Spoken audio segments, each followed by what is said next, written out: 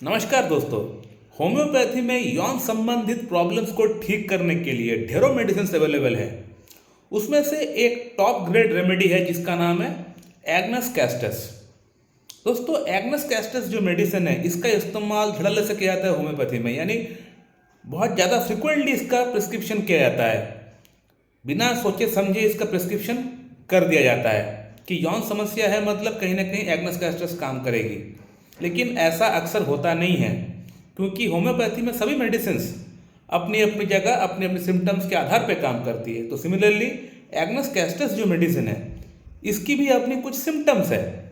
अगर वो सिम्टम्स आपका अंदर मैच करता है तभी जाके ये मेडिसिन काम करेगी, और उसको एक सटीक पोटेंसी में आपको देना पड़ेगा, ठीक तरह से आपको रिपीट कराना पड़ेगा, तभी जाके आपका पेशेंट का अंदर ये प्रॉब्लम ठीक करेगी और मेडिसिन काम भी करेगी। तो इसीलिए आज मैं आप लोगों को एलन्स कीनोट के माध्यम से समझाने का प्रयास करूंगा कि डॉक्टर एच.सी. एलन्स अपने किताब में क्या कहते हैं एग्नस कैस्टस के बारे में। Doctor Allen's is one of the Pioneer, यानी होम्योपैथी के जो जनक है, यानी जिन लोगों ने होम्योपैथी को बनाया है, पाला है, पोसा है, बड़ा किया है, उनमें से एक है डॉक्टर एच.सी. एलन्स। तो वो अपना किताब में एग्नस कैस्टस के बारे में क्या सोचते हैं, क्या लिखते हैं, ये मैं समझाने का प्रयास करूंगा।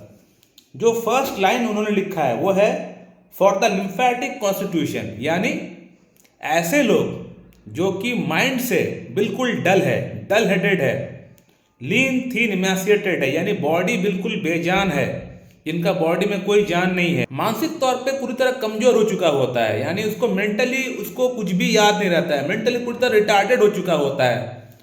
तो फर्स्ट लाइन में लिखा गया है कि फॉर द लिम्फेटिक कॉन्स्टिट्यूशन, यानी ऐसा व्यक्ति जो कि डल हेडेड है, जिसका याददाश्त खराब है, जिसका फिजिकल स्ट्रक्चर लीन थीन इमेसिएटेड है, उस व्यक्ति को ये मेडिसिन सबसे ज्यादा सूट करेगी।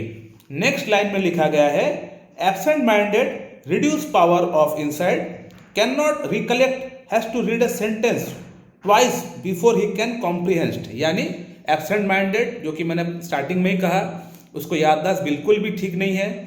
इसके अलावा एक लाइन को समझाने के लिए उसको 2 से 3 बार पढ़ना पड़ता है, तभी जाके वो कुछ समझ पाता है और उसको जाके वो एक्सप्लेन कर पाता है। यानी कहने का मतलब डॉक्टर साहब पेशेंट का जो सिनेरियो है वो समझाने का प्रयास कर रहे हैं, एग्जाम्पल के तौर पे वो समझाने का प्रयास कर रहे हैं कि पेशेंट का जो मेंटल स्थिति है वो किस प्रकार का हो जाता है। इस प्रकार का जो पेशेंट होता है, इन पेशेंट का अंदर ये मेडिसिन अच्छा सूट करता है, अच्छा काम करता है।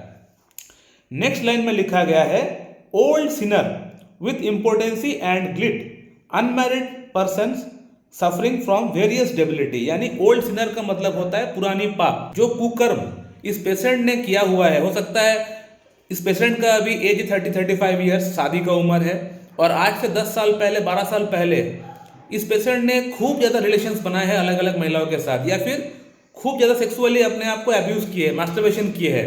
दोनों में से कोई एक हो सकता है, या तो अलग अलग फीमेल्स के साथ रिलेशन बनाए हैं, या फिर हस्तमैथुन का क्रिया इन्होंने बहुत ज़्यादा किया हुआ है, और आज वो अपने आप को इम्पोर्टेंट फील कर रहे हैं।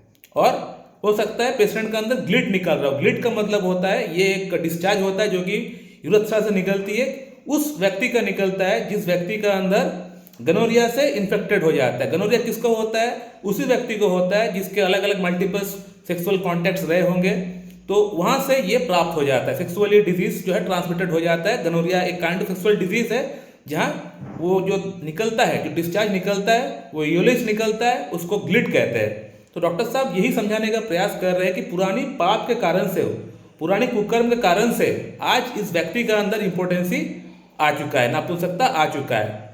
तो ये डॉक्टर साहब कहने का प्रयास कर रहे हैं अपने किताब में। अगला लाइन लिखते हैं premature old age, melancholy, apathy, mental destruction, self contempt arising in young person from abuse of sexual power from seminal losses.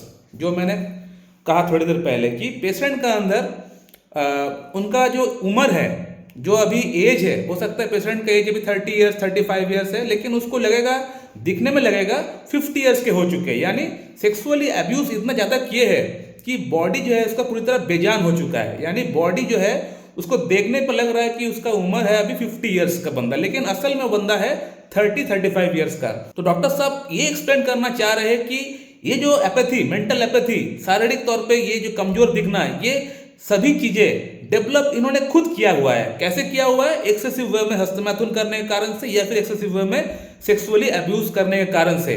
दोनों में से कोई कारण, एक कारण हो सकता है, या तो हस्तमैथुन किया है या फिर सेक्सुअली कॉन्टैक्ट्स, बहुत सारे मल्टीपल कॉन्टैक्ट्स किए होंगे। दोनों में से किसी एक का कारण से इसका अंदर आज ये स्थिति उत्पन्न हो गई है कि इसका उम्र 30-35 ईयर्स है, लेकिन देखने पर लग रहा है 50-55 ईयर्स का।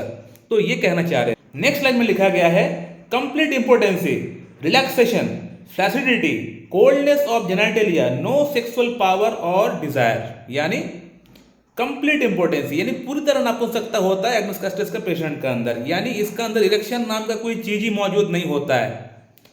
उसके बाद रिलैक्सेशन, फ्लैसिडिटी यानी जो पेनिस होता है बिल्कुल सिकुड़ चुका होता है, जो जेनिटलिया है बिल्कुल ठंड पड़ चुका होता है, रिलैक्स हो चुका होता है। यानी पेशेंट आके आपको ये कहेगा कि डॉक्टर साहब मेरा जो जेनिटलिया है, जो अंडकोश है, जो पेनिस है, मुझे फील ही नहीं होता है कि वो है करके।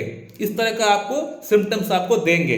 तो एग्नस कस्टस का जो सिम्टम होता है कुछ इस प्रकार का होता है, यानी जो जेनिटलिया होता है बिल्कुल कोल्ड हो जाता है, ठंडा पड़ जाता है, रिलैक्स हो जाता है और सिकुड़ जाता है, जो पाइवट पार्ट है सिकुड़ जाता है। इस तरह का कंडीशन होता है और इसका अंदर डिजायर तो होता ही नहीं है और साथ ही साथ बॉडी में कमजोरी भी रहता है। कमजोरी तो रहता है, मैंने पहले ही बोल दिया है, और इसी के साथ बॉडी में कोई इच्छा नहीं होता, यानी सेक्स के प्रति, ऑपोजिट सेक्स के प्रति कोई भी इसको इच्छा बिल्कुल भी नहीं होता है। तो ये होता है एग्नस कस्टस का पेशेंट। नेक्स्ट लाइन लिखा गया है impotency after frequent attack of gonorrhoea, यानी जिस व्यक्ति के अंदर गनोरिया ऑलरेडी इन्फेक्टेड हो जाता है उस व्यक्ति के अंदर इंपोर्टेंसी बहुत जल्दी, बहुत फास्ट तरीके से बढ़ना स्टार्ट हो जाता है। इसके बाद लिखा गया है bad effects of suppress gonorrhoea, Medorrhinum जो मेडिसिन अच्छा काम करती है सप्रेस गनोरिया के जहाँ रहता है, जहाँ पे एलोपैथिक ट्रीटमेंट चला हुआ है, सप्रेशन हो गया है, वहाँ मेडोरेनम मेडिसिन अगर सिम्टम्स मैच करता तो अच्छा काम करता है, ये लिखा गया है। इसके बाद लिखा गया है gleet with absence of sexual desire और इरेक्शन, यानी ग्लिड जो मैंने कहा कि जो डिस्चार्ज निकलता है, जो जिस व्यक्ति के अंदर गनोरिया ऑलरेडी इन्फेक्टेड हो जाता है उसका यूरेथ्रा से एक डिस्चार्ज निकलता है, येलोइश कलर का होता है। तो वहाँ पे पेशेंट का अंदर इरेक्शंस तो होता ही नहीं है, इच्छा बिल्कुल भी होता नहीं है और ये ग्लिड निकलता है। तो इसको ठीक करने के लिए भी एग्नस कस्टस जो मेडिसिन है एक अच्छी मेडिसिन है, ये लिखा गया है। सो माय डियर फ्रेंड, आप लोगों ने एग्नस कस्टस का ओवरऑल सिम्टम्स, क्या क्या सिनेरियो के आधार पर ये मेडिसिन काम करती है, पेशेंट का कैरेक्टर किस प्रकार का होता है, सिनेरियो किस प्रकार का होता है, ये मेरे ख्याल से आप लोग समझ गए होंगे। अगर आपका अंदर इस तरह का सिनेरियो मैच करता है, अगर आपका लाइफ इस तरह का बन चुका है कि आपको कुछ भी करने का मन नहीं करता है, जीने का मन नहीं करता है, खाने का मन नहीं करता है, सोने का मन नहीं करता है, सेक्सुअली बिल्कुल भी आप इनएक्टिव हो चुके हैं, इरेक्शन बिल्कुल भी नहीं होता है, साथ ही साथ इच्छा भी आपको नहीं है, तो एग्नस कस्टस जो मेडिसिन है इसको आप लोग इस्तेमाल कर सकते हैं। स्टार्टिंग में आप 6 एज में लेके आइए, 2 बूंद सुबह 2 बूंद शाम को लीजिए, स्टार्टिंग के 15 डेज। उसके बाद 12 CH में लेके आइए, नेक्स्ट 15 डेज के लिए 2 बूंद सुबह 2 बूंद शाम को लीजिए। उसके बाद आप 30 CH में लेके आइए, 2 बूंद सुबह 2 बूंद शाम को, नेक्स्ट 15 डेज के लिए। अब एनालाइज करिए, देखिए कि आपके अंदर क्या चेंजेस आ रहा है, कितना इंप्रूवमेंट आप फील कर रहे हो। उसके बाद आप आगे 200 के बारे में सोचिएगा। हो सकता है तो किसी अच्छी क्लासिकल डॉक्टर के पास जाके कंसल्ट करके आगे का ट्रीटमेंट कराएंगे तो बेटर रहेगा। सो माय डियर फ्रेंड, ये वीडियो आप लोगों को कैसा लगा आप लोग कमेंट करके बताइए। अगर आप लोगों के मन में कोई सवाल है तो करिए, आप लोगों को मैं रिप्लाई जरूर दे दूंगा। So thank you very much and have a good day.